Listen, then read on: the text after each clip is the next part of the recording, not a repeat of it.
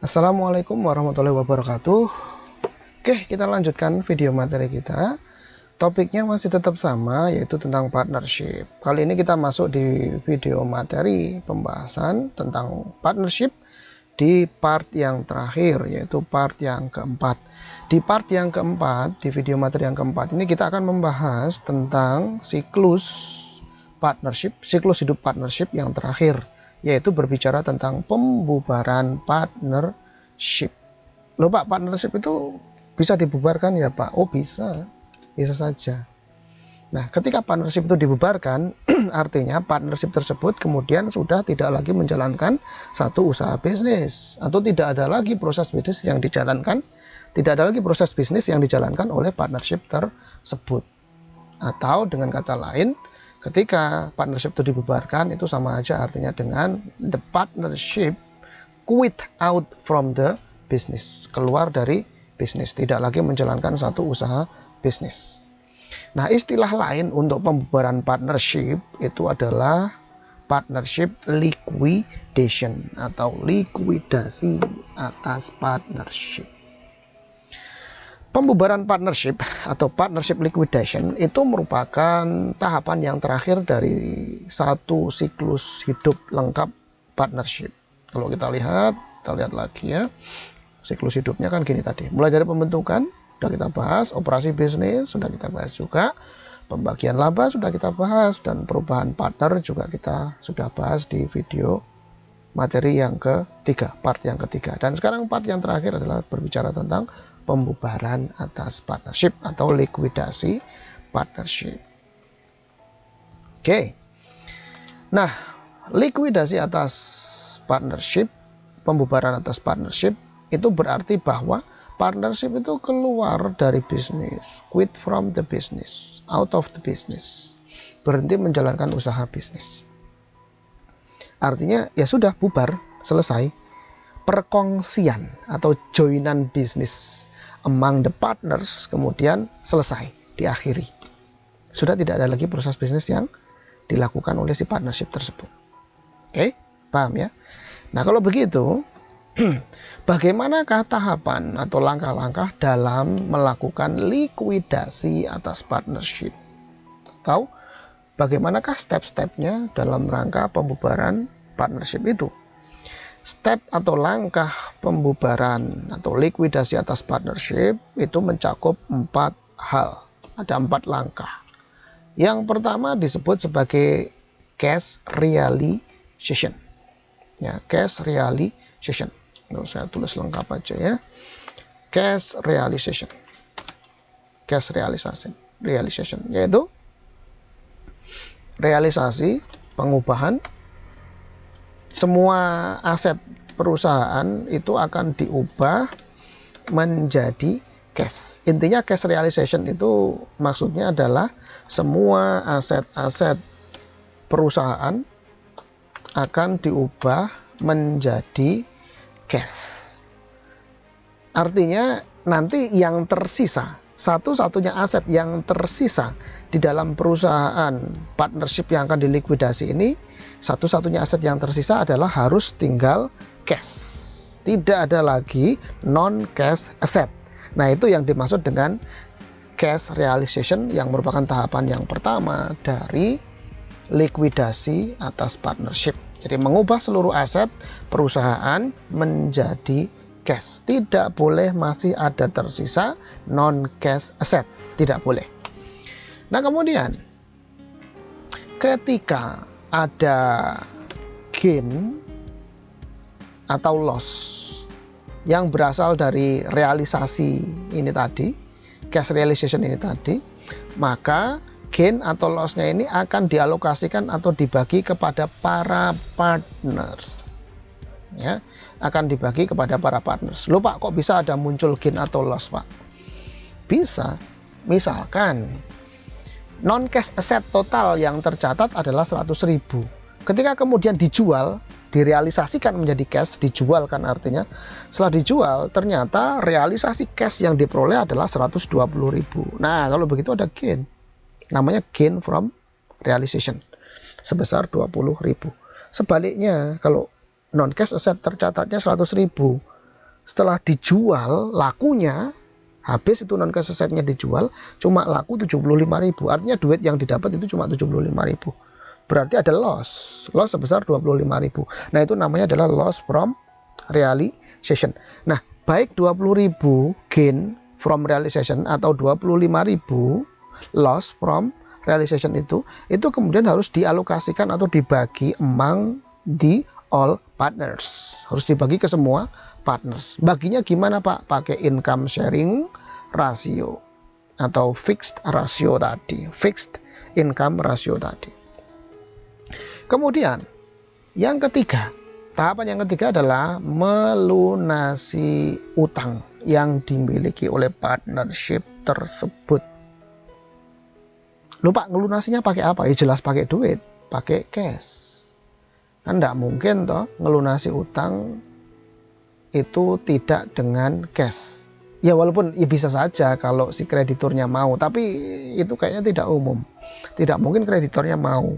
Utangmu saya lunasi deh dengan apa? Dengan apa ya namanya? Dengan peralatan deh, dengan mesin produksi gitu. Misalkan. Ya tidak mau. Misalkan bank kok mau dibayar dilunasi utangnya dengan misalkan dengan mesin produksi itu. Buat apa? Bank itu proses bisnisnya bukan untuk produksi, bukan. Ya, jadi mesin untuk apa? Jadi kan capek, banknya nanti capek harus ngejual mesin produksi itu untuk apa? Nambahin kerjaan, itu kata si bank. Maka bank nggak mau dilunasi utangnya dengan menggunakan mesin produksi, nggak mau. Dia pasti minta cash. Ya, sehingga itulah salah satu alasan kenapa kemudian non cash assetnya harus semuanya diubah dalam bentuk cash.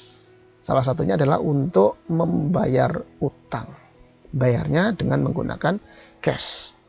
Nah, kalau misalkan saja utangnya 100 juta, ternyata cash yang dipunyai itu cuma 60 juta. Terus gimana dong Pak? Nah, itu berlaku klausul unlimited liability, non-limited liability tadi.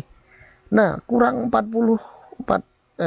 utangnya 100.000 gitu ya, utangnya 100.000, ternyata cashnya cuma punya 60.000, berarti kan ada 40.000 kekurangan pembayaran utangnya. Terus gimana yang 40.000-nya? Ya harus ditomboki oleh si partner.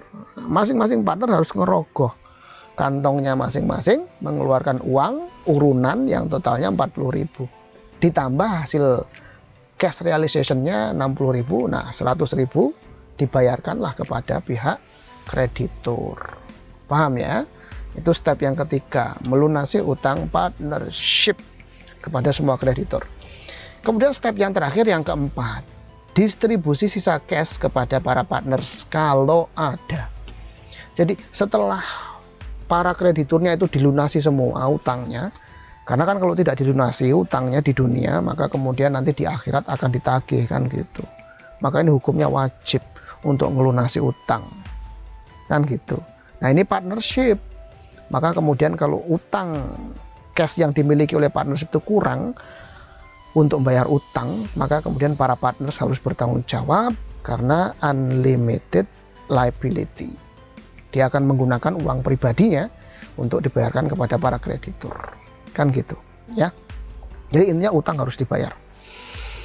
Nah, kalau masih ada sisa dari sisa cash, maksudnya ya, kan ini semua aset perusahaannya sudah berubah menjadi cash. Kalau masih ada sisa cash setelah pembayaran utang kepada semua kreditur, artinya utangnya sudah lunas, dilunasi semua, masih ada sisa cash, maka sisa cash itu kemudian akan dibagi kepada para partners. Baginya gimana? Baginya tidak based on income sharing ratio, tetapi dengan menggunakan saldo akhir dari masing-masing partners. Artinya, atau dengan kata lain, nanti saldo akhir capital after pembayaran utang, saldo capital masing-masing partnernya berapa, itu kemudian akan didebit langsung. Tidak perlu menggunakan income sharing ratio.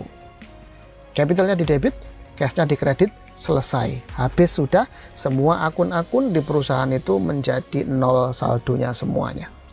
Termasuk yang real account, ya, atau permanent account. Cash kan real account. Capital juga real account atau permanent account. Habis semuanya sudah. Kalau semua akun-akun termasuk akun real atau akun permanen di perusahaan itu kemudian saldonya sudah nol, artinya partnership atau perusahaannya itu bubar, selesai, keluar dari bisnis. Paham ya? Oke. Distribusi atas gain and loss yang dihasilkan dari cash realization ini tadi, jual-jualin semua aset non cash itu tadi, kalau ada gain atau loss itu akan dibagi ke partners dengan menggunakan income sharing ratio. Tadi sudah saya jelaskan. Kemudian kalau kemudian ada defisiensi itu maksudnya adalah cash yang dipunyai oleh si partnership itu nggak cukup untuk melunasi pembayaran utang kepada para kreditur, maka kemudian kan harus ngerogoh kocek dari masing-masing kantongnya si partners. Nah itu nanti ngerogoh uangnya itu beda-beda atau sama? Jawabannya adalah based on menggunakan income sharing ratio. Jadi misalkan tadi kurang 40.000. Income sharing rasionya di antara partners A dan partners B misalkan 50-50. Ya kalau kurang 40.000 kemudian 50-50 ya sudah. Si A akan ngerogoh uang pribadinya 20.000 dikasihkan kepada kreditur. Demikian juga si B akan ngerogoh kantongnya, diambil uang 20.000 dikasihkan kepada si krediturnya juga. Kalau income sharing rasionya itu misalkan 60-40, gimana sih Pak? Ya A akan mengambil uang, mengambil uang, nombokin sebesar 60% dikalikan 40.000 sama 24.000. Sementara si B akan membayarkan 16.000, 40%-nya. Paham ya? Oke. Nah, distribusi cash kepada partners di dalam likuidasi, distribusi cash di sini maksudnya adalah distribusi sisa cash yang ini ya. Untuk saya perjelas lagi, ini distribusi sisa cash setelah pelunasan utang ya kepada para partners dalam rangka likuidasi itu akan didasarkan kepada saldo akhir modal atau tidak menggunakan income sharing ratio. Paham ya sampai di sini ya? Oke, nah sekarang kita lihat ilustrasinya di bukunya Pak Warren. Oke, kita langsung lihat ke ilustrasinya. Ilustrasinya misalkan di sini ada perusahaan partnership Farley, Green and Hall. Jadi ini partnersnya ada 3 orang ya, yaitu Farley, Green and Hall. Post closing trial balance. Neraca percobaan. Jadi, to illustrate a sum that Farley, Green and Hall decide to liquidate their partnership. On April 9, after discontinuing business operations of the partnership and closing the accounts, the following trial balance is prepared. Ini saldo ketika kemudian partnership ini hendak melakukan likuidasi. Dia punya cash 11.000, non cash asset. Nah ini sudah digabungkan jadi satu, namanya non cash asset. Nah ini di dalamnya ada banyak, mungkin dia punya building, ada tanah, vehicle ada mungkin, kemudian account receivable mungkin ada, merchandise inventory mungkin ada juga. Pokoknya total non cash assetnya adalah 64.000. Kemudian saldo utangnya si partnership ini adalah 9.000. Kemudian modal Farley 22.000. Modal Green 22.000 juga, modalnya Hall juga 22.000. Oh, semuanya sama ternyata. Modalnya 22.000 semua. Sehingga total equitiesnya adalah 66.000. Ya. Total equitiesnya 66.000. Total asetnya 75.000, total L plus E-nya juga 75.000, yaitu 66.000 ditambah 9.000. Farley, Green and Hall share income and losses in ratio of 5:3:2.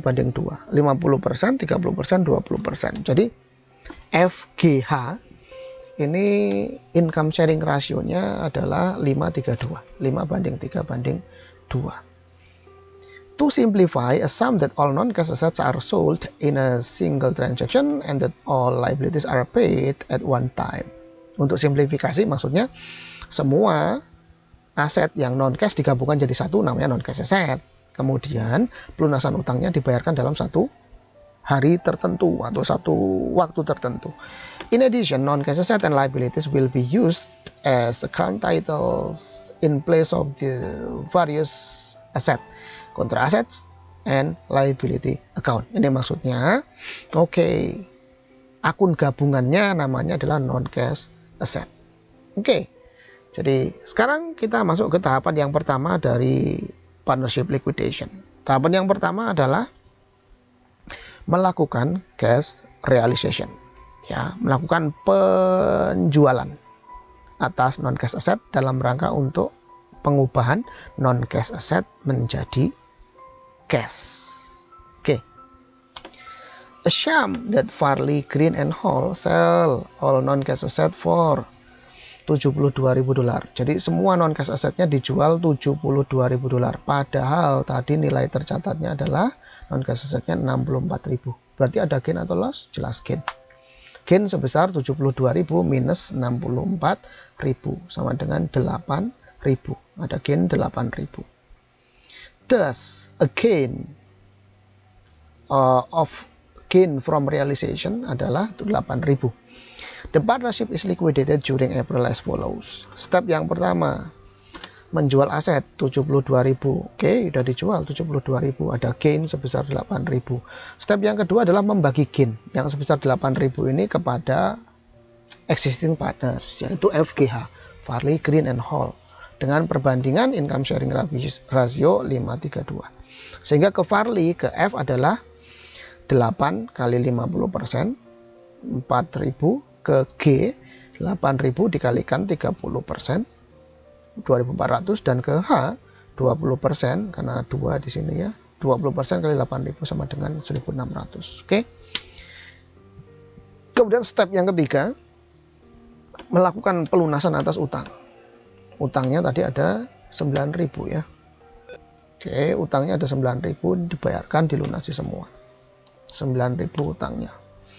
Step yang ketiga. Step yang keempat, membagi sisa cash. Ya, membagi sisa cash. The remaining cash-nya adalah 74.000. Ya, 74.000. Loh Pak, kok bisa 74.000? 74.000 dari mana? Kita perhatikan. Saldo awal cash-nya kan 11.000. Kemudian non cash asetnya dikonversi jadi cash kan 72.000. Berarti 72.000 ditambah 11.000 sama dengan 83.000. 83.000 dikurangi 9.000 berarti sama dengan 380 kurangi 6, 74. Sehingga ada 74.000, ya betul ya. Remaining cash-nya 74.000. Nah, 74.000-nya ini akan dibagi ke FGH, bukan based on 532, bukan, melainkan based on saldo akhir capital punyanya FG dan H. Nah, kita lihat tabel statement of partnership liquidation. Kita lihat statement of partnership liquidation. Ya. Yang pertama, balances before realization. Ini tadi cash-nya 11.000, NCA-nya, non cash asset-nya, NCA 64.000, utangnya 9.000, kemudian capital-nya FGH masing-masing 22.000. Ini before realization. Kemudian step yang pertama dan step yang kedua, ini merealisasikan non cash asset menjadi aset. Maka cash-nya bertambah 72.000, laku terjual 72.000.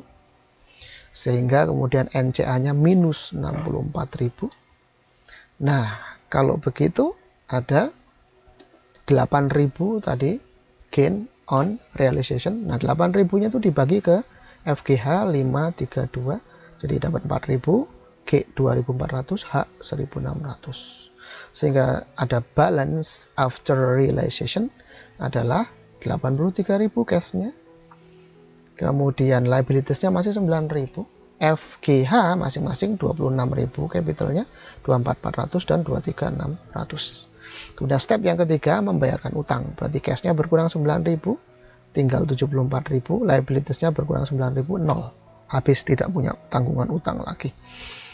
Kemudian capitalnya masih tetap sama, 26, 244 dan 236. Nah, sekarang saldo balance after payment liabilities adalah 74.000. Nah, berarti ada sisa kas setelah pelunasan utang 74.000. Nah, 74.000 ini akan dibagi ke partners, yaitu ke F, G, dan H, bukan based on 532. Bukan based on 532, melainkan based on saldo akhir dari capitalnya si F, G, dan H. Nah, ini saldo akhir capital F adalah 26.000, saldo akhir capital green 24.400, dan saldo akhir capitalnya whole 23.600. Maka kemudian 26, 244 dan 236 ini akan kita debit. Kemudian cash 74.000 ini akan kita kredit. Setelah itu kemudian semua akun permanen di partnership Farley, Green and Hall ini akan memiliki saldo akhir 0 semua. Artinya selesai sudah proses bisnis atau partnership F, G, dan H. Paham ya sampai di sini ya? Oke, itu case yang pertama. Ketika kemudian ada gain on realization. Nah, sekarang bagaimana kalau kemudian ada loss on realization? Ya, sebelum masuk ke situ, ini jurnalnya dulu ya, jurnalnya dulu. Step yang pertama tadi mengkonversi NCA menjadi cash. Maka cashnya di debit bertambah 72.000, non cash assetnya berkurang 64.000 di kredit, kemudian gain on realization, gain berarti saldo normalnya di kredit 8.000. Kemudian gain on realizationnya harus dihapus, di close kemana? Di close directly ke capital. Tadi pembagiannya based on 532, sehingga gain on realizationnya itu akan di debit 8.000, dialokasikan ke FGH Capital masing-masing 4, 24, dan 16. Itu step yang kedua. Step yang ketiga, membayarkan utang. Berarti account payable atau liabilities di sini ya. Liabilitiesnya di debit berkurang dan cashnya juga berkurang di kredit sebesar masing-masing 9.000. Kemudian yang terakhir adalah menutup modal para partners. Sehingga modal para partnersnya ini akan di debit dan cashnya akan di kredit. Selesai. Oke, nah kemudian bagaimana kemudian kalau dalam hal partnership liquidation ini ada loss on realization? Oke, kita lihat. Assume that FGH sell all non-cash asset for only $44,000. Jadi kalau yang di gain tadi, kasus yang pertama tadi dijual NCA-nya laku 72.000. Nah, kalau sekarang lakunya itu cuma 44.000. Thus, loss of $20,000. Jadi ada kerugian. Yaitu kerugian loss from realization atau loss on realization sebesar 20.000. Dari mana? Dari 64.000. Tadi kan nilai tercatatnya kan 64.000. Laku dijual cuma 44.000, berarti rugi 20.000. Loss from realization 20.000. Oke. Sehingga urut-urutan proses likuidasinya adalah yang pertama sale of assets 44.000. Oke. Kemudian yang kedua loss 20.000 ini akan dibagi kepada masing-masing partners dengan menggunakan income sharing ratio 532. Sehingga F nanti capitalnya akan berkurang 10.000. G capital berkurang 6.000 dan H berkurang 4.000 capitalnya. Payment of liabilities, melunasi utang ya sudah, maka nanti cashnya akan berkurang 9.000, utangnya akan habis berkurang 9.000. Nah, kemudian kalau masih ada sisa cash, distribution of cash to partners, sisanya adalah cashnya ternyata 46.000. Oh, masih ada sisa cash 46.000. Nah, 46.000 itu akan dibagi ke partners. Ingat, step yang terakhir membagi sisa cash setelah membayar liabilities atau utang itu bukan dengan menggunakan income sharing ratio, melainkan menggunakan based on saldo akhir dari capital masing-masing partners. Oke. Nah, proses step 1 sampai step 4 itu digambarkan dalam satu statement of partnership liquidation. Kita lihat ya. Balance before realization ini sama tentunya angka-angkanya. Kemudian step yang pertama dan kedua, sale of assets and division of loss. Oke, cashnya bertambah 44.000, non cash assetnya berkurang 64.000. Ini 64.000 sudah direalisasikan, dikonversi semuanya menjadi cash. Tapi unfortunately konversian dari NCA menjadi cashnya itu cuma dapat bisa dikonversi dari 64 menjadi cuma 44.000. Oke ya. Kemudian berarti ada loss. Lossnya tadi adalah sebesar 20.000, yaitu 64.000 minus 44.000. Nah, 20.000 nya dibagi ke F 10.000, G 6.000, H 4.000 minus. Oke ya. Sehingga saldo cashnya, balance after realization, saldo cashnya 55.000, utang 9.000, modal F 12.000, capital G 16.000, dan modal H 18.000. Kemudian step yang ketiga bayar utang. Cashnya berkurang 9.000, utang berkurang 9.000 habis. Sehingga saldo cash after payment of liabilities adalah 46.000. Ini masing-masing saldo.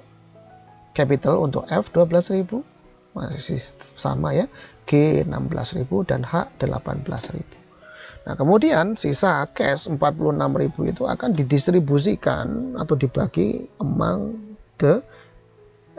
the existing partners. 46.000 akan dibagi. Tapi ingat based on saldo akhir capital, bukan menggunakan income sharing ratio. Maka 12.000, 16.000, 18.000 ini nanti akan didebit sehingga menghasilkan saldo akhir capitalnya masing-masing partner adalah 0, dan kemudian cashnya akan dikredit sehingga permanent account berupa cash ini juga saldo akhirnya kemudian menjadi 0. Sampai di sini selesai karena semua akun di partnership ini semua sudah 0, maka artinya partnershipnya bubar, selesai, terlikuidasi. Paham ya sampai di sini ya? Oke, itu in case kemudian ada loss on realization. Kita lihat contoh berikutnya. Jurnalnya sama ya, jurnalnya sama. Ini step yang pertama, mengubah atau menjual non cash asset.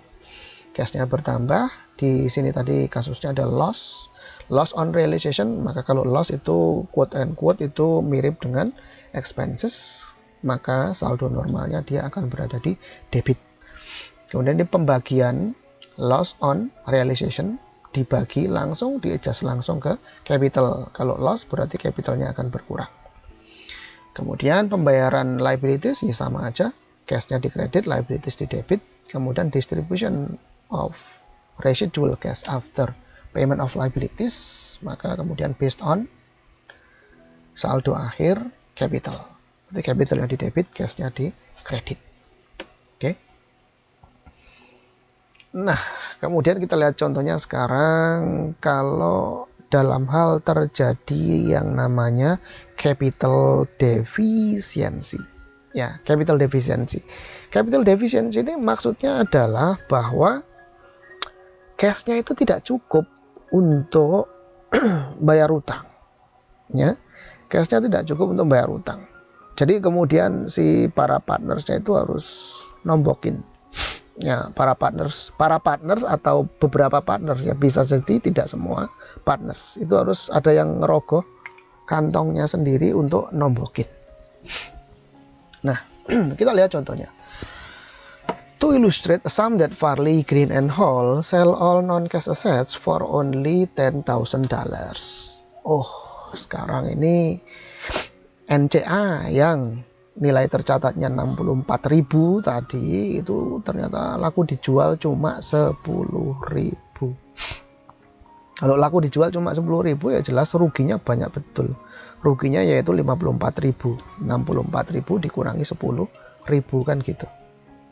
Oke, step yang pertama sell of asset. Oke, dapat duit 10.000 cuman. Oke ya. Nah, step yang kedua membagi keuntungan dari kerugian dalam hal ini, membagi loss on realization kepada siapa? Kepada partner based on income sharing ratio 5-3-2, sehingga F berkurang modalnya 27.000, Green berkurang modalnya 16.200, dan H berkurang modalnya 10.800. Kemudian step yang ketiga bayar utang. Step yang keempat kemudian distribution of cash to partners kalau ada. Oke, kita lihat keterangan di sini. The share of the loss allocated to Farley 27.000. Exits melebihi 22.000 saldonya si capitalnya si Farley. Jadi gini. Jadi Farley ini dia harus nombokin. Modalnya harus dikurangi sebesar 27.000. Nanti ya, saya ulang, Farley modalnya harus dikurangi sebesar 27.000 karena adanya loss ini tadi. Modalnya harus dikurangi 27.000. Nah, ternyata saldo modalnya si Farley tercatat itu cuma 22.000. Ya terus bagaimana kalau begitu, Pak? Ya berarti ada selisih sebesar 5.000. 5.000 inilah yang kemudian si Farley ini harus ngerogoh koceknya, ngambil uang $5.000 dikasihkan kepada partnership. Ya, itu nombokinnya begitu. Nah, 5.000-nya ini disebut sebagai defisiensi. Defisiensi itu maksudnya adalah saldo capitalnya, saldo modalnya minus atau negatif. Saya ulang, defisiensi itu maksudnya adalah saldo modal atau saldo capitalnya itu minus atau negatif. Nah, sekarang assuming that Farley pays the deficiency. Ya. Jadi si Farley, kita asumsikan ini si Farley ini bisa bayar defisiensi. Ya, dia bisa bayar defisiensi. Pays the deficiency. The cash of 17.000 is distributed to partners according to their capital balance as follows. Oke. Nah, 17.000. Ya, 17.000 itu adalah 5.800 ditambah 11.200. Nah, 5.800 11.200 ini adalah saldo positif. Saldo positif. Dia tidak defisit. Si G dan H ini nggak defisit. Dia masih saldonya saldo positif. Nah, nanti setelah likuidasi ini, si G dan H dia akan mendapatkan uang masing-masing 5.800 dan 11.200. Nah, bagaimana kabarnya dengan F? F tidak akan mendapatkan cash. Bahkan tadi si F, si Farley ini, dia ngerogoh koceknya bayar sebesar 5.000. Ya, bayar sebesar 5.000. Alih-alih Farley mendapatkan uang sebesar alih-alih si Farley ini mendapatkan uang dari hasil likuidasi partnership, ternyata si Farley nggak dapat uang sepeser pun. Justru malah dia minus. Dia membayarkan sejumlah uang sebesar 5.000 kepada partnership. Oke ya. Kalau kita lihat, ada nggak nih statement of partner liquidation? Oh, ada ini ya. Kalau kita lihat statement of partnership liquidation-nya, nanti seperti ini bentuknya. Ini saldo sebelum realization, kemudian ini penjualan aset, non-cash asset. Cashnya bertambah 10.000, non-cash assetnya minus 64.000. Jadi ada loss sebesar 54.000. Ada loss sebesar 54.000. Nah, loss 54.000 itu dibagi ke F, G, dan H. Ke F mendapat alokasian loss 27.000, G mendapat alokasian loss 16.200, dan Hall mendapat alokasian loss sebesar minus 10.800. Sehingga kita lihat di sini saldo cash-nya 21.000, liabilities-nya masih belum dibayar, masih saldo kredit 9.000. Kemudian perhatikan di sini modalnya si Farley ini minus 5.000. Jadi yang defisit adalah modalnya si Farley aja, yaitu defisit sebesar 5.000. G dan H masih positif, masih tidak defisit ini. Modalnya si G dan H, yaitu 58 dan 11.200. Totalnya adalah 17.000. Oke. Nah, kemudian payment of liabilities. Cashnya dia punya 21.000. Ya, cashnya dia punya 21.000. Masih punya cashnya si partnership ini 21.000. Nah, cash 21.000 itu diambil 9.000 untuk ngelunasi utang kepada kreditur. Maka kemudian cashnya berkurang 9.000, tinggal 12.000. Kemudian liabilitiesnya habis jadi 0. Saldo modalnya Farley masih minus 5.000. G dan H 58 dan 11.200 positif. Nah, terus step yang keempat. Oke, kemudian melihat kenyataan ini, G dan H bilang, Pak Farley, kamu berutang karena modal kamu defisit sebesar 5.000, maka kamu berutang kepada partnership gitu loh ya. Kamu berutang kepada partnership sebesar 5.000. Tolong dong bayar ke partnership sebesar 5.000. Si Farley bilang, oke lah, saya bayar. Maka kemudian Farley membayar. Receipt of deficiency. Maka kemudian Farley membayar 5.000, artinya kemudian ini modalnya Farley plus bertambah 5.000, kemudian cashnya bertambah 5.000, sehingga total cashnya 17.000. Total modal Farley 0 habis. Modal G 5.800 tidak berubah, modal H 11.200. Nah, kemudian baru step yang terakhir, yaitu residual cash dibagi kepada para partners. Nah, 17.000, ingat ini baginya bukan based on income sharing ratio yang 532, melainkan based on saldo akhir cash. Nah, saldo akhir capital, saldo akhir capital masing-masing partners. Kita lihat saldo akhir modalnya Farley 0, berarti apa yang mau di debit gitu loh, nggak ada, udah selesai dia, udah tamat riwayatnya. Kemudian saldo akhirnya Green 5.800 di debit, saldo akhir modalnya Hall 11.200 di debit, cashnya dikredit sebesar 17.000. Sampai di sini kemudian saldo akun permanen semuanya sudah 0, sehingga partnershipnya bubar. Ya, partnershipnya bubar. Bagaimana jurnalnya? Ini jurnal penjualan sama seperti tadi, ada loss seperti di debit.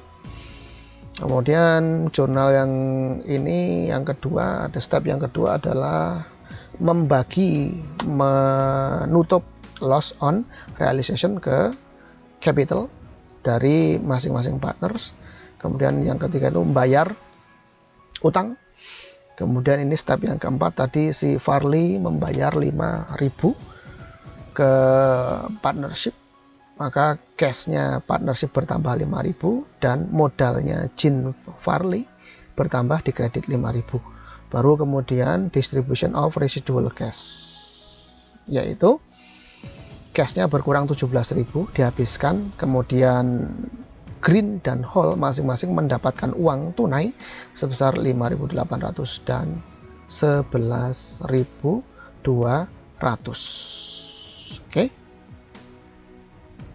Nah, if the deficient partner does not pay the partnership their deficiency, there will not be sufficient partnership cash to pay the remaining partners in full.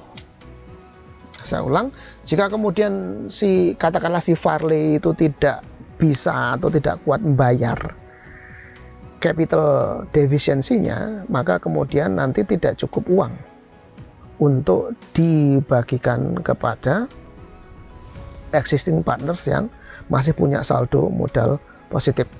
Any uncollected deficiency becomes a loss to the partnership and is divided among the remaining partners capital balances based on their income sharing ratio.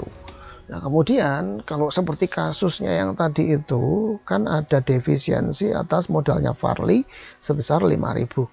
Nah, 5.000-nya itu kemudian kalau si Farley terus bilang, saya give up, saya tidak bisa membayar defisiensi atas modal yang sebesar 5.000. Katakanlah demikian, si Farley bilang, saya give up, nggak bisa bayar.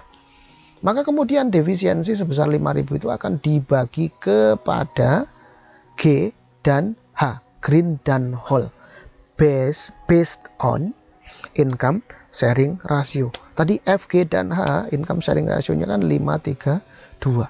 Nah, berarti kalau dibagi cuman ke G dan H, Green dan Hall, berarti pembagiannya adalah ke G berarti 3/5, ke H sebesar 2/5. Oke. To illustrate a sum that in the preceding example Farley could not pay the deficiency would be allocated to Green and Hall based on their income sharing ratio, yaitu 3:2. The remaining cash 12.000 would then be distributed to Green 2.800 dan ke Hall 9.200 as shown below. Okay. Capital balances before deficiencies-nya adalah tadi Farley kan negatif 5.000 defisit, G 5.800 dan Hall 11.200. Nah, kemudian tadi ceritanya sekarang si Farley ini nggak kuat bayar. Ya, si Farley tidak kuat bayar. Nah, angka negatif 5.000 ini kan harus dinolkan. Nggak mungkin kemudian kok capital modal itu punya saldo akhir berada di sisi debit. Kalau ini kan saldo akhir modalnya Farley kan berarti di sisi debit, itu kan tidak make sense, nggak masuk akal. Itu tidak dibenarkan gitu loh. Karena saldo normalnya capital itu ya di kredit, bukan di debit. Nah, kalau ini defisit negatif seperti ini kan saldonya menjadi di debit. Itu nggak masuk akal itu. Kemudian kan harus di close, dalam rangka likuidasi kan harus di close. Mosok kemudian saldo modalnya si Farley itu di kredit, closingnya di kredit, kan ini di debit. Kalau nge-close kan berarti harus di kredit. Mosok kemudian nambah lagi. Ya, saldo Farley kan berarti kalau di kredit kan nambah. Kalau saldo capitalnya nambah, berarti kan itu partnershipnya nggak mati itu. Kenapa nggak mati? Karena Farley kemudian masih punya saldo kredit 5.000 modalnya, itu nggak bisa, nggak mungkin gitu loh. Jadi jalan satu-satunya adalah bahwa defisit negatif 5.000 capitalnya Farley ini harus dituntaskan. Kalau yang di kasus sebelumnya tadi yang menuntaskan siapa? Farley kuat bayar 5.000, selesai. Kalau yang sekarang, case yang sekarang ini Farley nggak kuat bayar. Terus gimana dong? Oh, berarti negatif 5.000 ini harus dituntaskan, harus dinolkan oleh siapa? Oleh Green dan Hall. Nah, sehingga 5.000 ini harus dinolkan. Cara mengenolkannya bagaimana? Ya 5.000-nya ini dibagi, dipikul oleh si Green dan Hall. Green akan memikul sebesar 3/5 kali 5.000 sama dengan 3.000, dan Hall akan memikul 2/5 kali 5.000 sama dengan 2.000. Sehingga kemudian after penyelesaian defisiensis ini, maka saldo modal Farley-nya sudah 0. Saldo modal Green adalah 2.800, yaitu 5.800 dikurangi 3.000, dan saldo modal Hall 9.200. 11.2 dikurangi 2.000. Oke. Nah, nanti closingnya akan nge-close capitalnya G dan H di debit sebesar 28 dan 92, dan kreditnya adalah cash sebesar 12.000. Oke ya. Nah, allocation of deficiency-nya begini. Modalnya G dan H berkurang di debit masing-masing sebesar 3.000 dan 2.000. Kemudian modalnya si Farley di kredit sebesar 5.000. Ya, tapi ingat yang mengkredit ini bukan Farley. Ya, yang mengkredit itu bukan Farley, melainkan orang lain, yaitu Green dan Hall. Ya, Green dan Hall. Kalau si Farley kuat bayar, itu nanti debitnya bukan capital melainkan cash. Cashnya bertambah 5.000, Jean Farley capital di kredit 5.000. Tapi hakikatnya sudah kemudian menjadi 0. Nggak ada saldo kredit. Paham ya? Kemudian distribution of cash to partners yang tadi ini 28 dan 92. Oke, ke G 28 di debit, ke H 92 di debit. Cashnya habis, cashnya partnership berkurang sebesar 12.000 habis. Oke, paham ya sampai di sini ya? Oke, sampai di sini sudah selesai terkait dengan partnership liquidation. Nah, berikutnya sekarang kita lihat bahasan kecil yang terakhir, yaitu tentang pelaporan keuangan partnership. Laporan keuangan partnership. Laporan keuangan untuk partnership itu pada hakikatnya sama saja dengan laporan keuangan yang dibuat oleh unit bisnis yang lainnya. Baik itu berupa proprietorship maupun corporation. Artinya yang namanya laporan keuangan itu komponennya ya ada 5. Mulai dari income statement, kemudian statement of owner's equity atau laporan perubahan modal, kemudian income statement atau laporan laba rugi, kemudian ada laporan arus kas, dan yang terakhir ada catatan atas laporan keuangan atau notes to financial statement. Oh, ini notes to financial, bukan notes to financial position, notes to financial statement. Catatan atas laporan keuangan. Nah, kalau terkait dengan partnership itu gimana, Pak? Satu-satunya pembeda, satu hal yang membedakan laporan keuangannya partnership dengan laporan keuangannya unit bisnis yang lainnya adalah bahwa perbedaannya itu terletak di statement of owner's equity.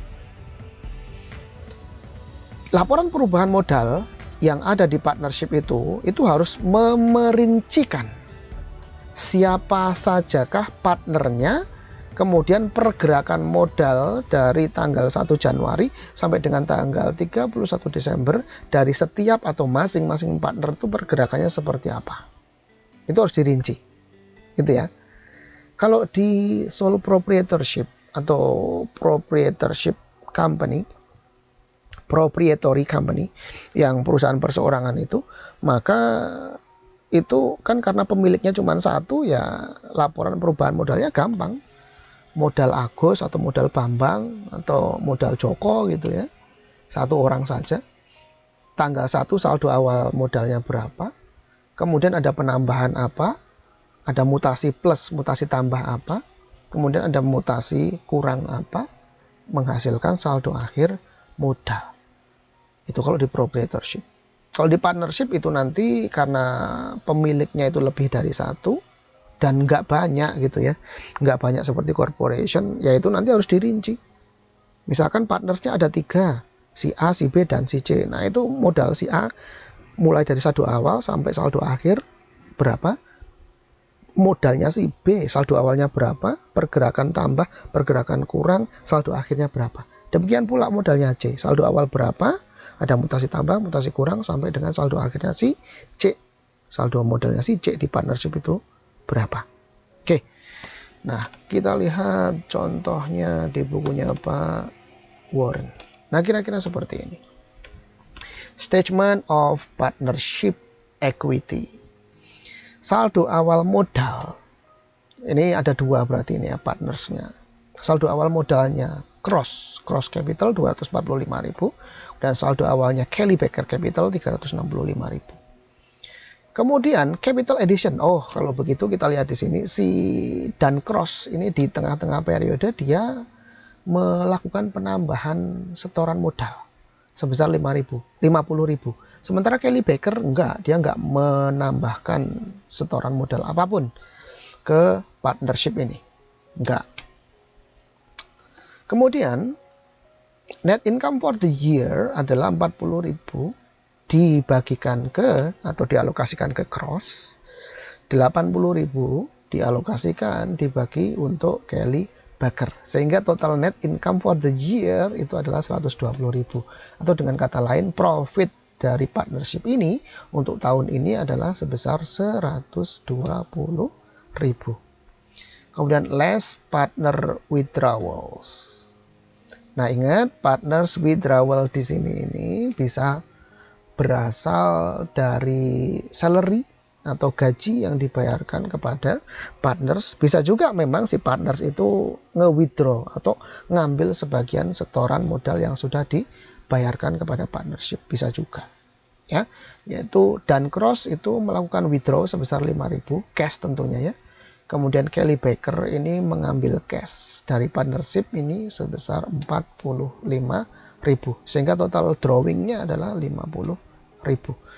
Saldo akhir modal Cross sebesar kalau begitu 330.000. Kemudian saldo akhir modalnya Baker sebesar 400.000 sehingga saldo akhir capital di partnership ini adalah sebesar 730.000. Nah, ini adalah statement of owner's equity untuk partnership ini.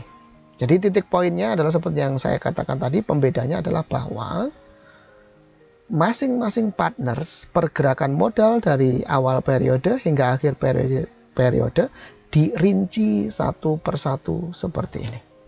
Jadi jelas ya, pergerakan modalnya si partner ini berapa, pergerakan modal si partner yang ini berapa dari awal sampai akhir periode. Nah, Pak, bagaimana dengan neraca? Kemudian bagaimana dengan income statement? Itu bagaimana, Pak? Ya sama. Untuk neraca di partnership ya sama aja dengan neraca di perusahaan yang lainnya. Artinya kalau yang namanya neraca ya itu ya berbicara tentang kelompok akun aset, kelompok akun liabilities, dan kelompok akun ekuitas. Posisi saldo akhir masing-masing akun yang berada di kelompok A, L, dan E itu pada tanggal 31 Desember saldo akhirnya berapa. Kan gitu, itu di neraca. Jadi nggak ada yang beda untuk neraca.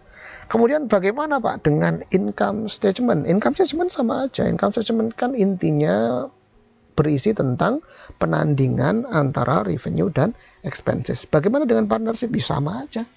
Membandingkan antara total revenue dengan total expenses untuk mengetahui berapakah profit atau net income-nya. Bagaimana dengan laporan arus kas, Pak? Sama. Bagaimana dengan catatan atas laporan keuangannya, Pak? Sama juga. Nggak ada bedanya. Jadi satu hal yang membedakan hanyalah yang statement of owner's equity atau statement of partnership equity ini, yaitu bahwa masing-masing partner pergerakan modalnya harus dirinci. Oke? Paham ya sampai di sini ya? Oke, kalau gitu sudah tuntas, sudah selesai semua pembahasan kita mengenai partnership. Saya berharap kita dengan pembahasan bersama kita ini maka kita paham tentang materi terkait dengan partnership. Sekali lagi jangan dihafal, jangan sekali-kali dihafal, tetapi tolong untuk dipahami. Cara memahami adalah dengan jalan mengaitkan ilmu atau materi yang sudah didapat di pembelajaran-pembelajaran sebelumnya dengan materi baru. Insya Allah dengan begitu ilmu kita bertambah, ilmu yang atau materi yang sudah kita kuasai tidak akan hilang, justru akan semakin paham tanpa harus menghafal. Oke, sampai di sini. Terima kasih. Assalamualaikum warahmatullahi wabarakatuh.